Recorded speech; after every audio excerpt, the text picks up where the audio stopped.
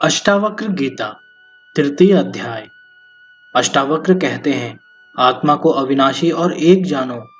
उस आत्मज्ञान को प्राप्त कर किसी बुद्धिमान व्यक्ति की रुचि धन अर्जित करने में कैसे हो सकती है।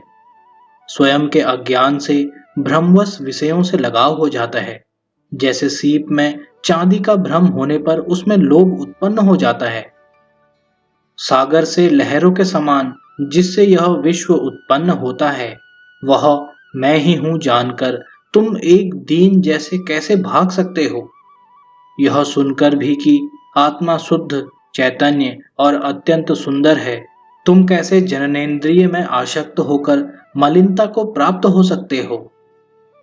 सभी प्राणियों में स्वयं को और स्वयं में सब प्राणियों को जानने वाले मुनि में ममता की भावना का बने रहना आश्चर्य ही है। एक ब्रह्म का आश्रय लेने वाले और मोक्ष के अर्थ का ज्ञान रखने वाले का आमोद प्रमोद द्वारा उत्पन्न कामनाओं से विचलित होना आश्चर्य ही है।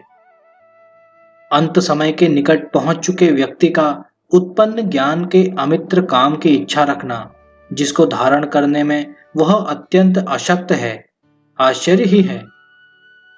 इस लोक और परलोक से विरक्त नित्य और अनित्य का ज्ञान रखने वाले और मोक्ष की कामना रखने वालों का मोक्ष से डरना आश्चर्य ही है। सदा केवल आत्मा का दर्शन करने वाले बुद्धिमान व्यक्ति भोजन कराने पर या पीड़ित करने पर न प्रसन्न होते हैं और न क्रोध ही करते हैं। अपने कार्यशील शरीर को दूसरों के शरीरों की तरह देखने वाले महापुरुषों को प्रशंसा या निंदा कैसे विचलित कर सकती है।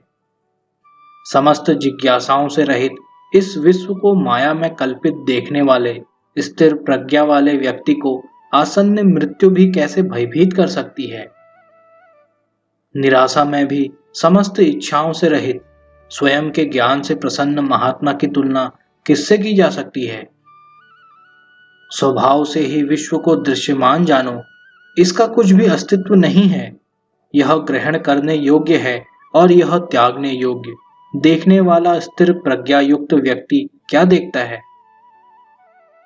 विषयों की आंतरिक आसक्ति का त्याग करने वाले संदेह से परे बिना किसी इच्छा वाले व्यक्ति को स्वतः आने वाले भोग न दुखी कर सकते हैं और न सुखी।